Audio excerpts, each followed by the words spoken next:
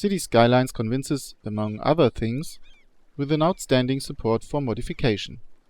That does not only include new buildings and vehicles, but also mods changing the game mechanics or making them even better.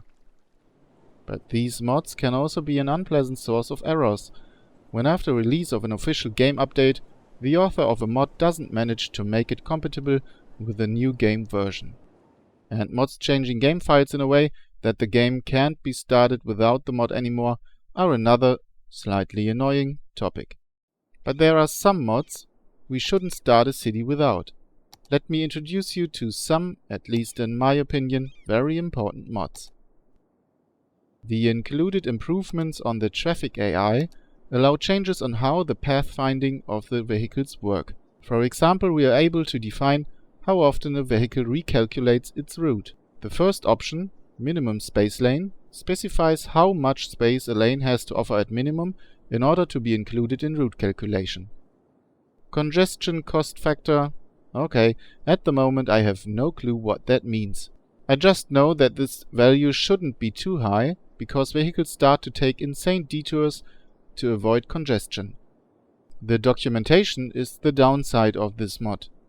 The author didn't manage to deliver a proper guide to adjusting the AI settings. The description of the mod is outdated and partially kind of cryptic. At least, I don't understand it completely. The other menu items are provided with a better explanation. Look-ahead lanes define how many lanes will be included in route calculation. Congested lane threshold defines how often a vehicle searches for a new route. The lower this value is, the more often vehicles will search for new routes. If you own a capable PC, you should choose higher values for look-ahead lanes and lower values for congested lane threshold.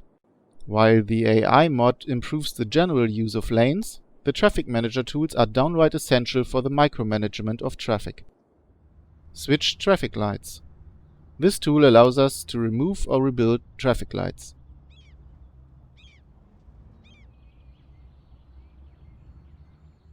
Add priority signs. This way, we are controlling traffic using only the priority signs.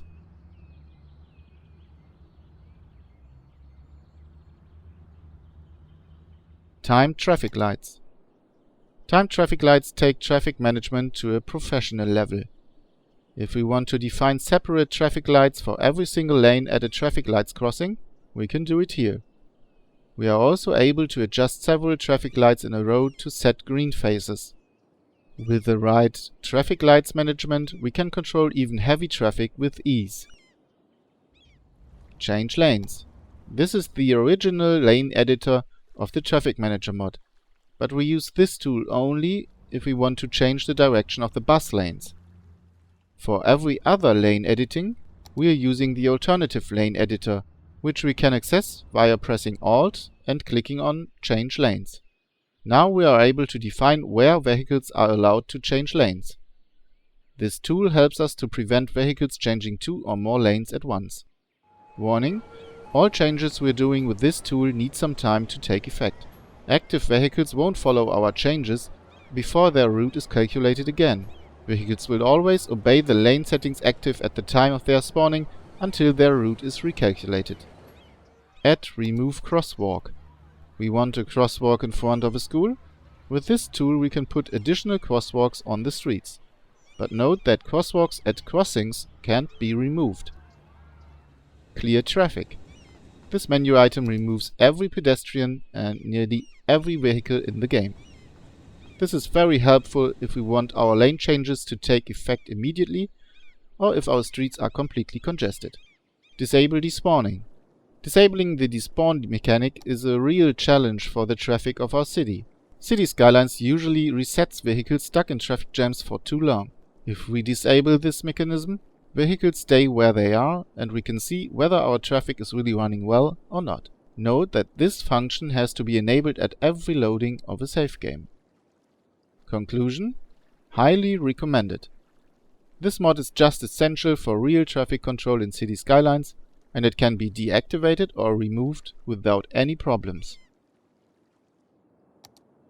No other modification gives us so much great adjustment options and information regarding public transport. The settings of the mod allow us to set the amount of passengers for any kind of public transport. Also, we can edit transportation fees and the speed of the vehicles. In addition, we have options like unbunching, which sets a certain distance between the vehicles on a line as long as our traffic allows it.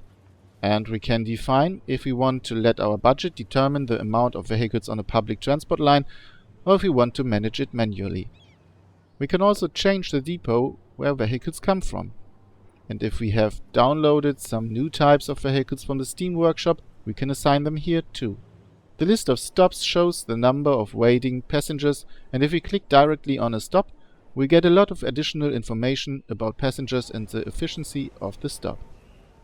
Conclusion: highly recommended. It's simply our fault if we are playing City Skylines without improved public transport.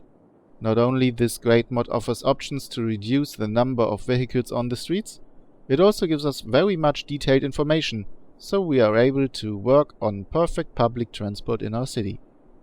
This mod can be deactivated or removed without any problems. If we want to know where vehicles in City Skylines are going and where they are coming from, we need this mod. It helps to identify traffic problems. This mod can be deactivated or removed without any problems. Conclusion: helpful. If we are using self-built objects like interchanges, we usually need a totally flat building area. But with such big objects, we often get the error message, slope too steep. With the mod Terraform tool, we are able to flatten the building area and solve that problem. Conclusion: helpful. With the Terraform tool, we can flatten, deepen or raise the terrain as we need it. This mod can be deactivated or removed without any problems.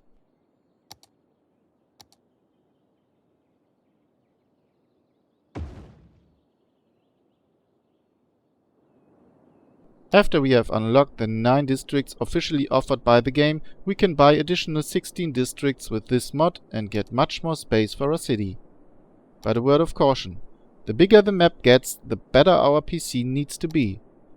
Players running City Skylines on minimal system requirements maybe shouldn't let the map get too big. Conclusion: recommended if your PC can handle it. Bigger cities are nearly always better. If we have already bought additional districts with this mod, we shouldn't deactivate the mod anymore. Apart from that, this mod can be deactivated or removed without any problems.